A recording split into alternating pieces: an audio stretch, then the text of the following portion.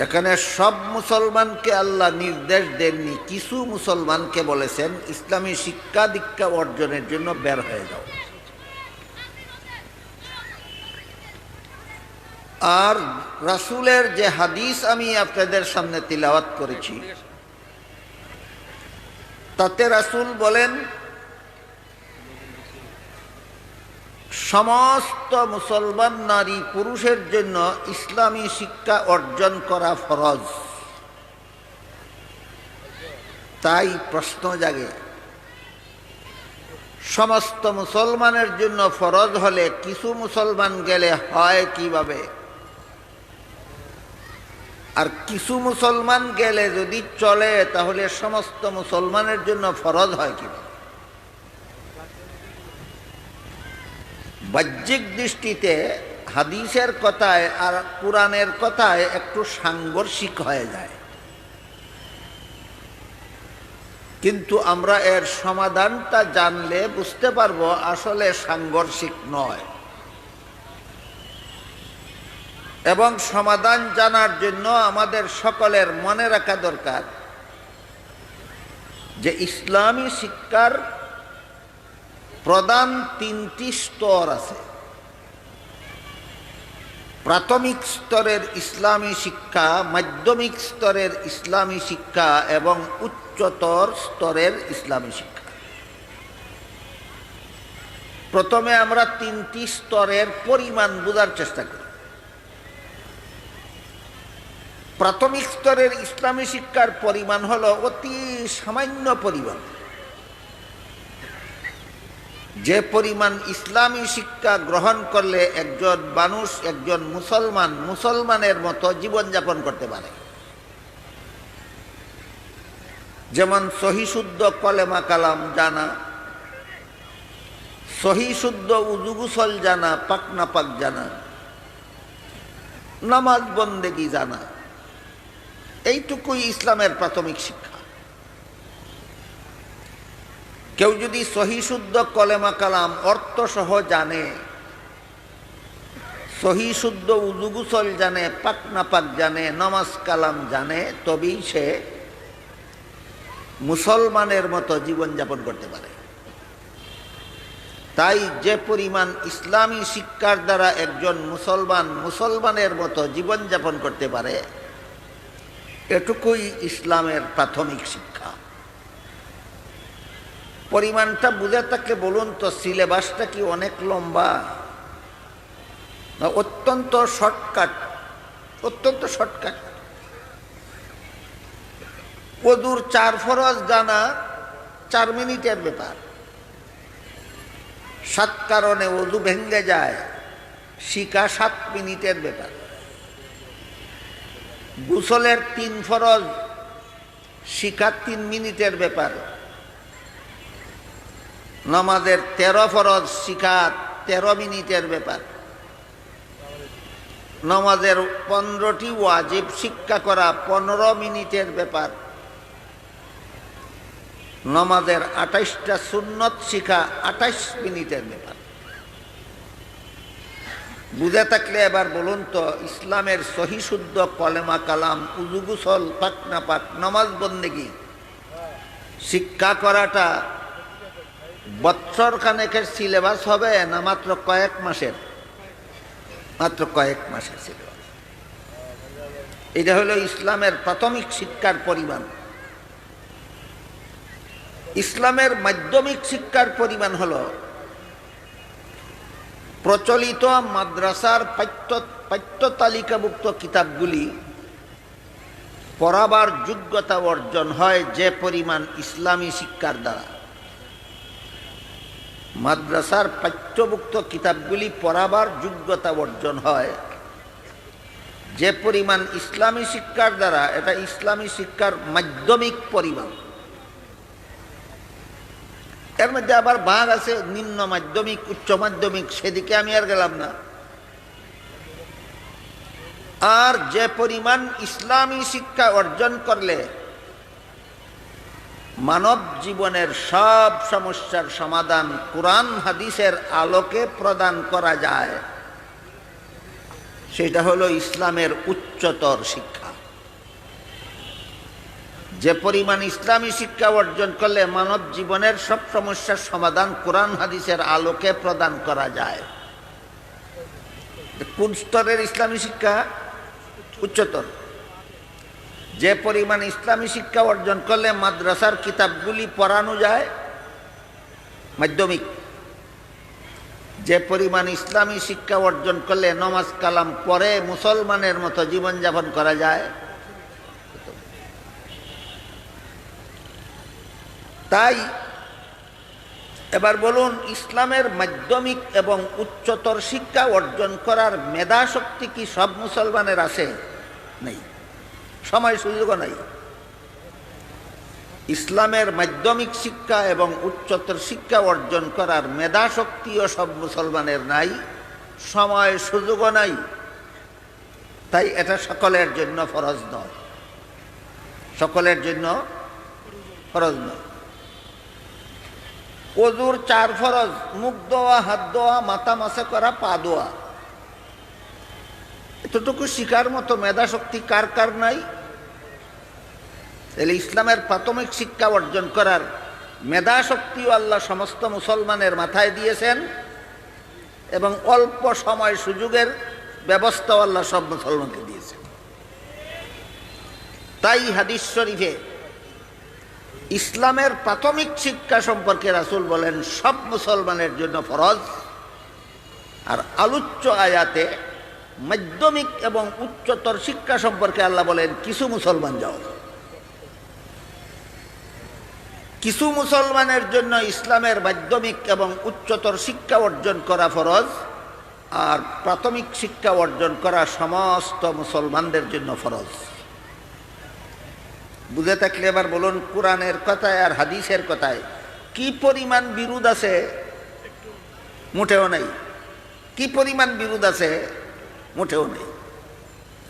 হাদিসে যে রাসূল বলেছেন ইসলামী শিক্ষা অর্জন করা সমস্ত মুসলমানদের জন্য ফরজ, এটা কোন স্তরের? প্রাথমিক। আর কোরআনে যে আল্লাহ বলেছেন কিছু মুসলমান বের হও, এটা কোন স্তরের? মাধ্যমিক এবং উচ্চতর। সুতরাং হাদিসের কথায় কোরআনের কথায় কোনো বিরোধ নাই, বরং সামঞ্জস্যশীল। এবার আমাদের আলোচনার দরকার, বোঝা দরকার, জীবন ভর মনে রাখা দরকার। এতক্ষণের কথাগুলি যারা শুনেছেন, বুঝেছেন, কি মনে করলেন? কলেমা কালাম শিক্ষা করা, উযু গোসল শিক্ষা করা, পাক নাপাক শিক্ষা করা, নমাজ বন্দেগী শিক্ষা করা কতজন মুসলমানের উপর ফরজ? সব মুসলমানের। করে কতজন? বর্তমান সমাজের কতজন মুসলমান ইসলামের প্রাথমিক শিক্ষাটুকু অর্জন করে? আমার মনে হয় শতকরা 10 জনের বেশি নয়। শতকরা 90 জন মুসলমান সহিশুদ্ধ কলেমা শিখে, কলেমা কালাম শিখে না, উযু গোসল শিখে না, পাক নাপাক শিখে না, নমাজ বন্দেগী শিখে না। এর পিছনে কতগুলি চক্রান্তও আছে, অবহেলা অবজ্ঞাও আছে।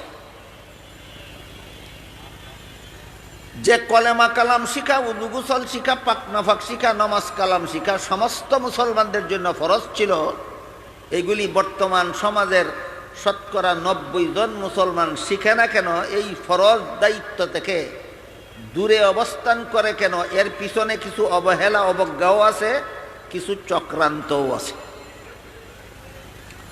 অবহেলা অবজ্ঞা আছে সন্তানের মা বাবাদের পক্ষ থেকে, আর চক্রান্ত আছে শিক্ষা ব্যবস্থা প্রণয়নকারীদের পক্ষ থেকে।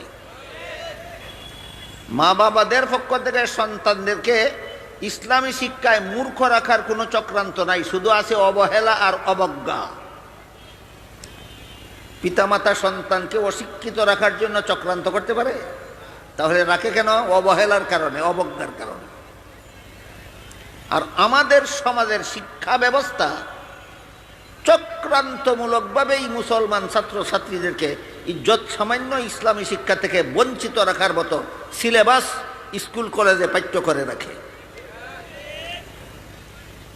শতকরা 90 জন মুসলমান ইসলামের প্রাথমিক শিক্ষা যা সকলের জন্য ফরজ ছিল, এই 90 জন মুসলমান বঞ্চিত থাকে 2 দলের কারণে। এক দল হলো মুসলমান ছাত্রছাত্রীদের পিতামাতা, আর এক দল হলো শিক্ষা ব্যবস্থা প্রণয়নকারীরা। পিতামাতার পক্ষ থেকে তাকে অবহেলা আর অবজ্ঞা, আর শিক্ষা ব্যবস্থা প্রণয়নকারীদের পক্ষ থেকে চক্রান্ত। এবার অবহেলা আর অবজ্ঞার কথাটা বলি, তারপরে চক্রান্তটার কথা বলি। আমাদের সমাজে প্রতিটি মুসলমান পিতামাতা জানে, ভালোভাবে জানে যে প্রাইমারি স্কুলে মুসলমান ছাত্রছাত্রীদেরকে কলেমা শিক্ষা দেওয়ার কোনো ব্যবস্থা নাই, উযু গোসল শিক্ষা দেওয়ার কোনো ব্যবস্থা নাই, নামাজ শিক্ষা দেওয়ার কোনো ব্যবস্থা আমাদের সমাজের প্রাইমারি স্কুলে নাই। জানে না? জানে না? জানে, খুব ভালোভাবেই জানে। এত সত্ত্বেও এই সমস্ত মা বাবারা নিজের ছেলে মেয়েদেরকে ইসলামের প্রাথমিক শিক্ষাটা না দিয়েই প্রাইমারি স্কুলে ভর্তি করে দেয়। ইসলামের প্রাথমিক শিক্ষাটা শুধু মাদ্রাসার ছাত্রদের জন্য ফরজ ছিল না সব মুসলমানের জন্য? সব মুসলমানের জন্য ফরজ হয়ে থাকলে যে সমস্ত মুসলমান ছেলে মেয়েরা স্কুলে পড়ে এদের জন্য নফল নাকি? না ফরজ? এই ফরজের অনুভূতি নাই। এটা যে পিতা মাতার উপর ফরজ নিজের ছোট্ট ছোট কচি কাঁচা ছেলে মেয়েদেরকে ইসলামের প্রাথমিক শিক্ষা দান করা যে পিতা মাতার উপর ফরজ, এই অনুভূতি নাই, দায়িত্বশীলতা নাই। এই অবহেলায় অবজ্ঞায় এই সমাজের শতকরা 90 জন মুসলমান পিতামাতা নিজেদের কলিজার টুকরা ছেলেকে মেয়েকে কলেমা কালাম শিক্ষা না দিয়া, উযু গোসল শিক্ষা না দিয়া, নামাজ কালাম শিক্ষা না দিয়া প্রাইমারি স্কুলে ভর্তি করে দেয়। অথচ আল্লাহ পাক রব্বুল আলামিন পবিত্র কোরআনের এক আয়াতে বলেন, ইয়া আইয়ুহাল্লাযীনা আমানু কু আনফুসাকুম ওয়া আহলিকুম নারাও ওয়াকুদুহান নাস ওয়াল হিজারা। হে মুমিন মুসলমানেরা, তোমরা নিজেরাও জাহান্নামের ভয়ঙ্কর আগুন থেকে বাঁচার পথে চলো, তোমাদের পরিবার পরিজন বিবি বাচ্চা ছেলে মেয়েকেও জাহান্নাম থেকে বাঁচার পথে চালাও। মুসলমান পিতামাতাকে আল্লাহ শুধু নিজে জাহান্নাম থেকে বাঁচার পথে চলা বলেছেন, না ছেলে মেয়েকেও জাহান্নাম থেকে বাঁচার পথে চালাও বলেছেন? চালাও বলেছেন। তাহলে প্রতিটি মুসলমান পিতামাতার জন্য শুধু জাহান্নাম থেকে বাঁচার পথে চলা ফরজ, না বাচ্চাদেরকে চালানোয়া ফরজ? আপনি ফরজ লঙ্ঘন করলেন কেন? আপনার বাচ্চাকে কলেমা কালাম শিক্ষা না দিয়ে স্কুলে পাঠালেন কেন? স্কুলে তো প্রাইমারি স্কুলে তো 5 বছর বয়সে ভর্তি করলেই হয়, আপনি 4 বছর বয়সে ছেলেকে নামাজ শিক্ষা দিলেন না কেন? এটা কি চক্রান্তের কারণে, না চরম অবহেলা আর অবজ্ঞার কারণে? এই সমস্ত পিতামাতা কেন অবহেলা করে অবজ্ঞা করে নিজেদের কলিজার টুকরা ছেলে মেয়েকে বেনমাজি বানালো? কেন জাহান্নাম থেকে বাঁচার পথে চলা শিক্ষা দিল না? এর দায়ে পরকালে এই সমস্ত বেনমাজি মুসলমানদের পিতামাতাকে আল্লাহর আদালতে আসামির কাঠগড়ায় দাঁড়িয়ে জবাব দিতে হবে। যে সমস্ত পিতামাতার এই অবহেলা অবজ্ঞার কারণে ছেলেমেয়েরা বেনমাজি হয়েছে, এরা জাহান্নামে যাওয়ার সময় পিতামাতাকে ছেড়ে যাবে না। জাহান্নামে যাওয়ার সময় পিতামাতাকে ছেড়ে যাবে না। আল্লাহকে বলবে, আল্লাহ এই মা আর বাবা আমাকে বেনমাজি বানাইছিল, আর বেনমাজি হওয়ার কারণে আজকে আমি জাহান্নামী। সুতরাং যে দুইটা দুশ্মন আমাকে বেনমাজি বানাইয়া জাহান্নামের শাস্তির যোগ্য বানালো, এদেরকে আমার সাথে নিয়ে জাহান্নামে যেতে চাই। এই অবহেলা অবজ্ঞার পরিণাম এই বেনমাজি সন্তানের সাথে এই বেনমাজি সন্তানের পিতামাতাকে জাহান্নামে যেতে হবে। এইসব বিষয়ে আপনাদেরকে সতর্ক করার জন্য মাদ্রাসার পক্ষ থেকে এই সম্মেলনের আয়োজন হয়। বর্তমান বাংলাদেশে 40,000 কওমি মাদ্রাসা আছে।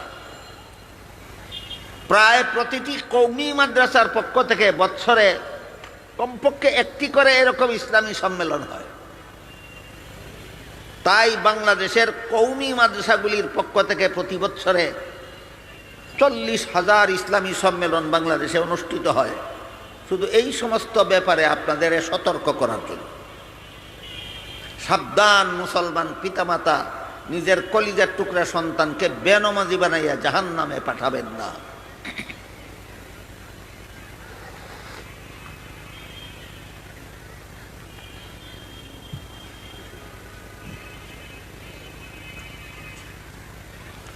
তারপর দ্বিতীয় শ্রেণী, যারা বর্তমান সমাজের শতকরা ৮০ জন মুসলমান বেনমাজি হওয়ার জন্য চক্রান্তের শিকার। প্রথম শ্রেণী চক্রান্তের শিকার না অবহেলা আর অবজ্ঞার শিকার? এরা কারা? পিতামাতা। দ্বিতীয় শ্রেণী অবহেলা অবজ্ঞা নয়, জেনে শুনে স্বেচ্ছায় সজ্ঞানে ঠান্ডা মাথায়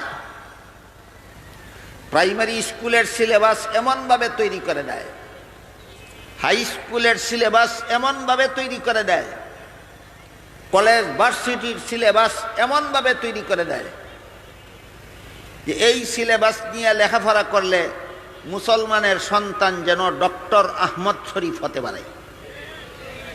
এই সিলেবাস নিয়ে লেখাপড়া করলে মুসলমানের সন্তান যেন তসলিমা নাসরিন হতে পারে। এটা কি অবহেলা আর অবজ্ঞার কারণে না পরিকল্পিত চক্রান্ত? পরিকল্পিত। আমি বলবো আপনাদেরকে, এই কুচক্রীরা এই শিক্ষা ব্যবস্থা নিয়ে, সিলেবাস নিয়ে এই কুচক্রান্তটা কেন করে আমি একটু বলি, শুনেন মনোযোগ দিয়ে।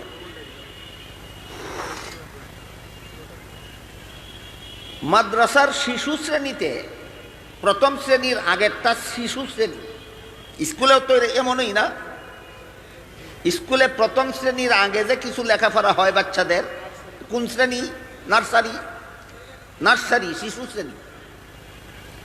মাদ্রাসার শিশু শ্রেণীতে কতগুলি কলেমা শিক্ষা দেওয়া হয় ছেলে মেয়েদেরকে, আপনাদের কচি কাঁচা বাচ্চাদেরকে। একটা হলো কলেমায়ে তাইয়্যিবা লা ইলাহা ইল্লাল্লাহু মুহাম্মাদুর রাসূলুল্লাহ। একটা হলো কলেমায়ে শাহাদাত আশহাদু আল্লা ইলাহা ইল্লাল্লাহু ওয়াহদাহু লা শারীকা লাহু ওয়া আশহাদু আন্না মুহাম্মাদান আবদুহু ওয়া রাসূলুহু। আরেকটা হলো ঈমানে মুজমাল, আমানতু বিল্লাহি কামা হুয়া বিআসমাইহি ওয়া সিফাতিহি ওয়া কাবিলতু জামিআ আহকামিহি। সবটা বলার সময় আমার কাছে নাই, শোনার মতো সময়ও হয়তো আপনাদের কাছে নাই। শুধু ঈমানে মুজমলের শেষ কথাটার অর্থ বলি, ওয়া কাবিলতু জামিআ আহকামিহি। এই কলিমার শেষ বাক্যটার অর্থ হইল আমি আল্লাহর যাবতীয় বিধিবিধান মেনে নিলাম। কাবিলতু জামিআ আহকামিহি অর্থ আমি আল্লাহর যাবতীয় বিধিবিধান মেনে নিলাম। কোন ক্লাসে শিক্ষা দেওয়া হয়? নার্সারি। মাদ্রাসার শিশু শ্রেণীতে শিক্ষা দেওয়া হয় আমি আল্লাহর যাবতীয় বিধিবিধান মেনে নিলাম। স্মরণ রাখবেন, তারপরেরটা শুনুন। আরেকটা কলেমা হলো ঈমানে মুফাসসাল, আমানতু বিল্লাহি ওয়া মালাইকাতিহি ওয়া কুতুবিহি ওয়া রুসুলিহি ওয়াল ইয়াউমিল আখিরি ওয়াল কদরি খাইরিহি ওয়া শাররিহি মিনাল্লাহি তাআলা ওয়াল বাসি বাদাল মাউত। এই কলেমাটারও শেষ বাক্যটার অর্থ হলো আমি মরণের পর আবার জীবিত হয়ে একদিন আল্লাহর দরবারে হাসরের মাঠে দাঁড়াতে হবে এবং আল্লাহর বিধিবিধান পালন করে জীবনযাপন করেছি না লঙ্ঘন করে জীবনযাপন করেছি সেই হিসাব একদিন আল্লাহর সামনে দাঁড়িয়ে দিতে হবে। ঈমানে মুফাসসালের শেষ কথার মর্ম কথা। ঈমানে মুজমলের শেষ কথা হলো আমি আল্লাহর যাবতীয় বিধিবিধান মেনে নিলাম, আর ঈমানে মুফাসসালের শেষ কথা হইল মেনে যে নিলাম, পালন করলাম না লঙ্ঘন করলাম, শেষ বিচারের দিন আল্লাহর কাছে জবাব দিতে হবে। এই দুইটা কথা, এই দুইটা কথা। আর বাকিগুলির আলোচনা আজকের জন্য থাকুক। এই দুইটা কথা যদি স্কুলের নার্সারির ছেলে মেয়েদেরকে শিক্ষা দেওয়া হয়, এই দুইটা কথা যদি প্রাইমারি স্কুলের প্রথম শ্রেণীর ছেলে মেয়েদের শিক্ষা দেওয়া হয়, চিরজীবনের জন্য কথা দুটি তাদের অন্তরে গেঁথে যায়। চিরজীবনের জন্য কথা দুটি তাদের অন্তরে গেঁথে যায়। তারপরে প্রাইমারি স্কুল পাশ করুক, হাই স্কুল পাশ করুক, কলেজ পাশ করুক, ভার্সিটি পাশ করুক, কোনোদিন আল্লাহর কোনো বিধানের বিরুদ্ধে বিদ্রোহ করে না, কারণ শিশুবেলা বলেছিল আমি আল্লাহর যাবতীয় বিধিবিধান মেনে নিলাম। কোনোদিন শেষ বিচারের হিসাব নিকাশকে অবহেলা অবজ্ঞা করে না, কারণ শিশুবেলায় স্বীকৃতি দিয়ে এসেছে যে আমার জীবনের সকল কাজের হিসাব দেওয়ার জন্য একদিন আল্লাহর কাছে দাঁড়াতে হবে। তখন এই সমস্ত স্কুল কলেজ ভার্সিটি পড়ুয়া মুসলমান ছেলেমেয়েরা কোনো রকমের দুর্নীতির সাহস করতে পারে না। আল্লাহর কোনো বিধানের বিরুদ্ধে বিদ্রোহ করার সাহস করতে পারে না। ওই কাবিলতু জামিয়া আহকামিহি বিশ্বাস অন্তরে স্থাপন করার কারণে কোনো রকমের দুর্নীতি আর কোনো রকমের দুষ্কৃতি আর কোনো রকমের জালিয়াতি আর কোনো রকমের কারচুপির সাহস করতে পারে না। ওয়াল বাসি বাদাল মাউত, এই কথা অন্তরে বিশ্বাস করার কারণে। কাজেই এইগুলি যেন মুসলমানের ছেলেমেয়েরা শিখতে না পারে। এইগুলি যদি মুসলমানের ছেলেমেয়েরা না শিখে যে আল্লাহর যাবতীয় বিধিবিধান মেনে নিলাম, এই কথাটা যদি না শিখে, হাসরের মাঠে দাঁড়িয়ে জীবনের সকল কাজের হিসাব আল্লাহর কাছে দিতে হবে, এই কথাটা যদি স্কুলের মুসলমান ছেলেমেয়েরা না শিখে, তাহলে এদের নাকের ডগার উপর দিয়া যত রকমের দুর্নীতি, যত রকমের জালিয়াতি, যত রকমের কারচুপি, যত রকমের সুদকুরি, যত রকমের ঘুষখুরি, যত রকমের মদখুরি, যত রকমের গাঞ্জাখুরি, যত রকমের খুন খারাপি, যত রকমের দর্শন, যত রকমের ডাকাতি, যত রকমের চুরি, যত রকমের ডাকাতি, সব শিক্ষিত ছেলে মেয়েদের নাকের ডগার উপর দিয়া করবে। কেউ কোনো প্রতিবাদ জানাবে না, নির্বিঘ্নে যেন এই ডাকাতের দল এই দুনিয়ার জীবনটাকে ডাকাতির কাজে ব্যবহার করতে পারে।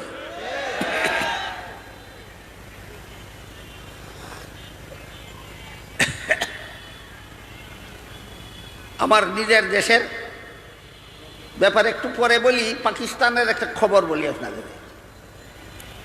বর্তমান দুনিয়াতে টপ লেভেলের যে সমস্ত আলেম আছেন, আঙ্গুলে গোনার মতো কয়েকজন, এর মধ্যে একজন হলেন পাকিস্তানের আল্লামা তকি উসমানী। আশা করি অনেকেই নাম শুনে থাকবেন। বর্তমান দুনিয়াতে আঙ্গুলে গোনার মতো টপ লেভেলের যে কয়েকজন আলেম আছেন, এর মধ্যে একজন হলেন পাকিস্তানের আল্লামা তকি উসমানী। ইনি এক সময় পাকিস্তানের শরিয়া আদালতের প্রধান বিচারপতি ছিলেন। কি বিচারপতি? প্রধান। তিনি তার বিচারপতি থাকাকালে এক বক্তব্যে বলেছিলেন, আমি ইসলামী আদালতের প্রধান বিচারপতি, আমার দায়িত্ব হলো আদালতে যখন কোনো চোরের বিরুদ্ধে চুরির অভিযোগ প্রমাণিত হয়, তখন কোরআনের বিধান মতো ওই চোরের হাত কাটার হুকুম দেওয়ার দায়িত্ব আমার।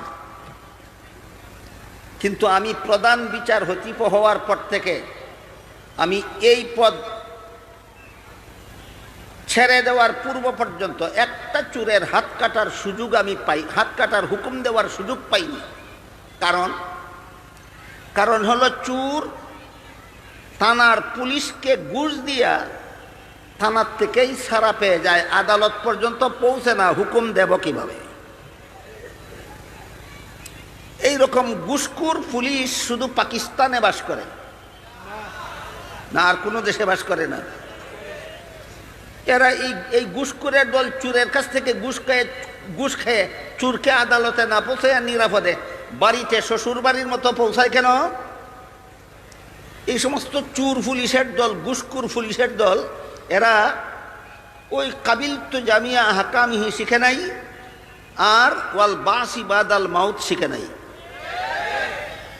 বুঝতে পারছেন? এই কুপরিকল্পিত শিক্ষা ব্যবস্থার বিস্ফল কোথায় প্রকাশ পেয়েছে? আপনাদের কচিকাচা ছেলে মেয়েদেরকে প্রাইমারি স্কুলে ইমানে মুজবল যদি শিক্ষা দিয়া ফেলে, ইমানে মুফাসসল যদি শিক্ষা দিয়া ফেলে, কোনো পুলিশকে ওরা ঘুষ খেতে দেবে না, কোনো ওসিকে ঘুষ খেতে দেবে না, কোনো ডিসিকে ঘুষ খেতে দেবে না, কোনো প্রশাসনিক কোনো কর্মকর্তাকে ঘুষ খেতে দেবে না, কোনো রকমের সরকারি কর্মকর্তাকে ঘুষ খেতে দেবে না। কারণ তার অন্তরে ভয় আছে, আমি আল্লাহর যাবতীয় বিধিবিধান গ্রহণ করেছি, পালন করি কিনা আল্লাহর কাছে জবাব দিতে হবে। কাজে এদেরকে যদি চুরি করার সুযোগ দেই, ঘুষ খাওয়ার সুযোগ দেই, ডাকাতি করার সুযোগ দেই, তাহলে আমি শেষ বিচারের দিন আল্লাহর কাছে কি জবাব দেব?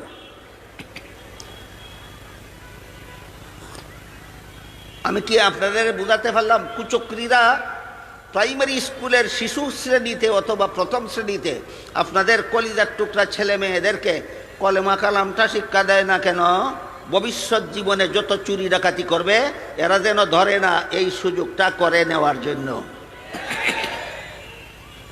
এটা অবহেলা আর অবজ্ঞা না, কুচক্রান্ত। এই জন্য বলেছি, আমাদের দেশের primary school, high school, college, ভার্সিটির শিক্ষা, ভার্সিটির সিলেবাসটা এমন চক্রান্তমূলকভাবে তৈরি করা হয় যে এই সিলেবাস নিয়ে লেখাপড়া করলে মুসলমানের সন্তান ডক্টর আহমদ শরীফ হতে পারে, এই সিলেবাস নিয়ে লেখাপড়া করলে মুসলমানের সন্তান তসলিমা নাসরিন হতে পারে।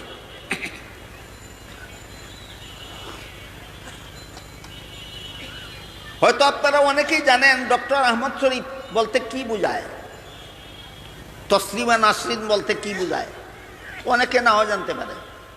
যদি কারো জানা না থাকে তাহলে আমি তাদের উদ্দেশ্যে বলবো, ডক্টর আহমদ শরীফ বলতে আমি কি বুঝালাম, তসলিমা নাসরিন বলতে আমি কি বুঝালাম। আহমদ শরীফের উপাধি হলো ডক্টর, অশিক্ষিত হওয়ার কারণে। অশিক্ষিতরা ডক্টর না শিক্ষিত? সাধারণ শিক্ষিত না উচ্চশিক্ষিত? উচ্চশিক্ষিত ডক্টর আহমদ শরীফ। ডক্টর আহমদ শরীফ মরণের আগে ওসিয়ত করে গেছিল যে আমি মরলে আমার লাশকে গোসল দিও না, কাফন পরাইও না, জানাজা পড়বা না, গুরুস্থানে দাফন করবা না, হাসপাতালে দান করে দেবা। কারণ মরলে পরে লাশকে গোসল দেয়, কাফন পরায়, জানাজা পড়ায়, গুরুস্থানে দাফন করে ধর্মান্ধরা। আমি ধর্মান্ধ নই, আমি আলোকিত। ধর্মান্ধ বলতে কি বোঝায়? ধর্মান্ধ বলতে এরা বোঝায় যে মরণের পরে লাশের শেষকৃত্য ইসলামী বিধান মতো সম্পন্ন করে দাফন করলে কবরে সোয়াল জব হলে সোয়ালের জব দিতে পারলে কবরের আযাব থেকে রক্ষা পায়। তারপর একদিন কবর থেকে জীবিত হয়ে হাসরের মাঠে দাঁড়াবে, দুনিয়ার জীবনের সকল কাজের হিসাব দিতে পারলে জাহান্নাম থেকে রক্ষা পাবে, না পারলে জাহান্নামের শাস্তি ভোগ করতে হবে। এই সমস্ত ধর্মীয় কথা সবগুলি মিথ্যা কথা, অন্ধ। এইসব কথা যারা বিশ্বাস করে এরাই ধর্মান্ধ। কবরে সোয়াল জব হয় যারা বিশ্বাস করে, কবরে সোয়ালের জব দিতে না পারলে আযাব হয় যারা বিশ্বাস করে, একদিন জীবিত হয়ে হাসরের মাঠে দাঁড়াতে হবে যারা বিশ্বাস করে, একদিন আল্লাহর সামনে জীবনের সকল কাজের হিসাব দিতে হবে যারা বিশ্বাস করে, হিসাব দিতে না পারলে জাহান্নামের শাস্তি ভোগ করতে হবে যারা বিশ্বাস করে, সব মিথ্যা কথা বিশ্বাস করে, এরা ধর্মান্ধ। আসলে কবরের সোয়াল জব বলতে কিছু নাই, আযাব গজব বলতে কিছু নাই, হাসর নসর বলতে কিছু নাই, হিসাব নিকাশ বলতে কিছু নাই, জান্নাত জাহান্নাম বলতে কিছু নাই, আল্লাহ বিল্লাহ বলতে কিছু নাই। এই জন্য ডক্টর আহমদ শরীফকে তার মরণের পরে তার মরা পচা গলন্ত লাশ হাসপাতালেই দান করে দেওয়া হয়েছিল। এর নাম হইল ডক্টর আহমদ শরীফ। তার প্রসঙ্গে আমি আপনাদের জিজ্ঞেস করতে চাই, আমাদের গ্রামাঞ্চলে কৃষক লোকেরা খেতে যে হাল চাষ করে কিসের দ্বারা? গরু, বলদ। কোনো কৃষকের হালের বলদ মরে গেলে কেউ গোসল দেয়, কেউ কাফন পরায়, কেউ জানাজা পড়ে, কেউ গুরুস্থানে দাফন করে। তাইলে বলদ মরলেও গোসল নাই, আহমদ শরীফ মরলেও গোসল নাই। বলদেরও কাফন নাই, আহমদ শরীফেরও কাফন নাই। বলদেরও জানাজা নাই, আহমদ শরীফেরও জানাজা নাই। বলদেরও গুরুস্থান নাই, আহমদ শরীফেরও গুরুস্থান নাই। দুই বলদে বেশ কম কত? আমি বলি একটা 4 ঠেঙ্গা বলদ আর একটা 2 ঠেঙ্গা বলদ। 4 ঠেঙ্গাটা অশিক্ষিত বলদ আর 2 ঠেঙ্গাটা শিক্ষিত বলদ। হইল কেন? চক্রান্তমূলক সিলেবাস লেখাপড়ার কারণে। শিক্ষিতটা বলদ হইল কেন? কুচক্রান্তের শিকার, এই নাস্তিক বানাবার মতো শিক্ষা ব্যবস্থা প্রণয়নের কারণে। এই সমস্ত বলদরা যেই জাহান্নামে যাবে, এরকম বলদ তৈরির কারখানা সিলেবাস দ্বারা তৈরি করে, এই সিলেবাস তৈরিকারীও এই সমস্ত বলদের সাথে জাহান্নামে যাবে। এবার শুনেন তসলিমা নাসরিন কাকে বলে। তসলিমা নাসরিন অনেকগুলি বই লিখেছে, সাহিত্য বই। আমি এর মধ্যে অনেকটা পড়েছি। আপনাদের আল্লাহর দোহাই দিয়া বলি, পড়বেন না। কোনো নাস্তিকের বই পড়বেন না, ইমান বাঁচাতে পারবেন না, বেঈমান হতে বাধ্য হবেন। আমরা 2-4 জনের পড়তে হয় এদের শয়তানি যুক্তিগুলির দাঁত ভাঙ্গা জবাব দেওয়ার জন্য। আপনি জবাব দিতে পারলে পড়েন, আমি 2-1টা কথা তসলিমার বলি, পারলে আপনারা জবাব দিবেন, জবাব দিতে পারলে পড়বেন, অসুবিধা নাই। পবিত্র কোরআনের সূরা নিসা এর 11 নম্বর আয়াতে আল্লাহ বলেন, ওয়ালিদ জাকারি মিসলু হাজ্জিল উনসায়াইন। এর অর্থ হলো পিতামাতা মারা গেলে পিতামাতার তেজ্য সম্পদে ছেলে পাবে 2 অংশ, মেয়ে পাবে 1 অংশ। এটা আল্লাহর বিধান। সূরা নিসার 11 নম্বর আয়াতে বলে দিয়েছে। শুনেছেন আরো কোনোদিন? আজকে নতুন শুনলেন। পিতামাতা মারা গেলে পিতামাতার তেজ্য সম্পদে ছেলে পাবে 2 অংশ, মেয়ে পাবে 1 অংশ। এটা আল্লাহর বিধান কিনা? আবার বলুন, কাবিল তু জামিয়া আহকামিহি অর্থ কি ছিল? আল্লাহর যাবতীয় বিধিবিধান মেনে নিলাম, যাবতীয় বিধিবিধান। তসলিমা কিন্তু ওইটা পড়ে নাই। কাবিল তু জামিয়া আহকামিহি পড়েনি, না পড়েই ডাক্তার হইছে। ডাক্তার বাংলাদেশ থেকে পলায়নের সময় তসলিমা নাসরিন MBBS ডাক্তার ছিল। তারপরে পলাইয়া গিয়া বিভিন্ন দেশে FRCS লেখাপড়া করেছে কিনা আমি জানি না। বাংলাদেশ থেকে যাওয়ার সময় MBBS ডাক্তার ছিল, এতটুকু আমি জানি। এই তসলিমা নাসরিন বলে, এই বিধানে নারীদের সাথে অবিচার করা হয়েছে। ছেলেকে 2 অংশ দিয়ে, মেয়েকে 1 অংশ দিয়ে নারীর সাথে অবিচার করা হয়েছে। কুরআন এই বিধানটা প্রদান করলেন কে? তাহলে বিধানে নারীর প্রতি অবিচার করে থাকলে অবিচারী কে হইল? আল্লাহ অবিচারী। তসলিমার এই বিবরণটা আপনি কোনো বইয়ে পড়ুন, কি জবাব দিবেন? কোরআনে তো আছে ছেলে পাবে 2 অংশ, মেয়ে পাবে 1 অংশ। মন্তব্য তো তসলিমা করেই রেখেছেন, মেয়েদের সাথে কোরআনের বিধানে অবিচার করা হয়েছে। এই কোরআন আধুনিক জগতে চলতে পারে না। মৌলবীরা ভুল কোরআন সংশোধন করতে পারলে চালাও, না পারলে কোরআন বর্জন করো। বলেন, তসলিমার এই লেখাটা, এই মন্তব্যটা যদি আপনারা পড়েন, কি জবাব দিবেন? এই জন্য আপনাদেরকে বলেছি, আল্লাহর দোহাই দিয়া বলি, এই সমস্ত নাস্তিকদের লেখা বই পড়বেন না। আমি ফইরা কি করলাম এবার শুনুন। ইসলামের বিধানে ছেলের জীবনে খরচের খাত আছে 3টা। ইসলামের বিধানে ছেলের জীবনে খরচের খাত আছে 3টা। 1 নম্বর, সাবালক হওয়ার পর থেকে নিজের লালন পালনের দায়িত্ব নিজেরই। 2 নম্বর, বিয়ে করার পর থেকে বউ ফেলার দায়িত্ব ছেলের নিজেরই। 3 নম্বর, সন্তানাদি জন্ম হওয়ার পর থেকে সন্তান লালন পালনের দায়িত্ব ছেলের নিজের, না ছেলের বাবার। তাইলে ছেলের জীবনে খরচের খাত আছে কটা? অংশ পাইছে কটা? 2টা। পক্ষান্তরে মেয়ের জীবনে বিয়ের পূর্ব পর্যন্ত লালন পালনের দায়িত্ব বাবার, বিয়ের পর থেকে মরণ পর্যন্ত লালন পালনের দায়িত্ব স্বামীর। নিজের লালন পালনের দায়িত্বও নাই, স্বামী ফেলার দায়িত্বও নাই, সন্তান ফেলার দায়িত্বও নাই। মেয়ের জীবনে খরচের খাত নাই একটাও, অংশ পাইছে 1টা। এবার বলুন, 3 খরচওয়ালা 2 অংশ পাইলে বেশি পায়, না নাই খরচওয়ালা 1 অংশই যথেষ্ট বেশি? এটা হইল তসলিমার শয়তানি যুক্তির দাঁত ভাঙ্গা জবাব।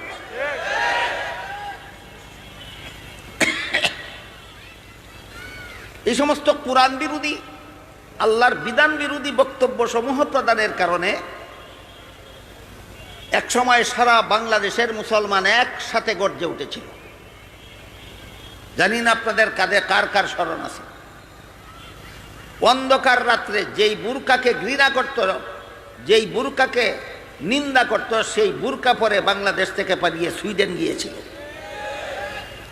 তসলিমা বাংলাদেশ থেকে পালিয়ে সুইডেন যাওয়ার পর বাংলাদেশে একটা নূতন সংসদ নির্বাচন হয়েছিল। সেই সংসদ নির্বাচনে একজন মহিলা সদস্য নির্বাচিত হয়েছিলেন, নাম ছিল তার ফরিদা রহমান। নাম ছিল তার ফরিদা রহমান। তসলিমা বাংলাদেশ থেকে পালিয়ে সুইডেন যাওয়ার পর বাংলাদেশে একটা সংসদ নির্বাচন হলো। সেই নির্বাচনে ফরিদা রহমান নামে একজন মহিলা সদস্য নির্বাচিত হলেন। নির্বাচিত হয়ে তিনি পত্রিকায় বিবৃতি দিলেন, আমি তসলিমার মতো কোরআনকে ভুল বলি না, তবে, লক্ষ্য করে শুনবেন, আমি তসলিমার মতো কোরআনকে ভুল বলি না, তবে কোরআনের সূরা নিসার 11 নম্বর আয়াতে বলা হয়েছে ছেলে পাবে 2 অংশ, মেয়ে পাবে 1 অংশ। আমরা বৈষম্য রাখবো না, ছেলে মেয়েকে সমান সমান দেব। তুই ভুল কইছস না, তোর বাপের মাথা কইছস।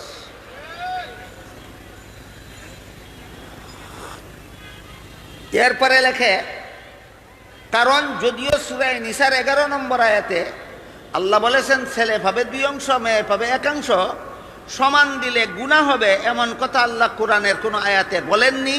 আমি কোরআনের শুরু থেকে শেষ পর্যন্ত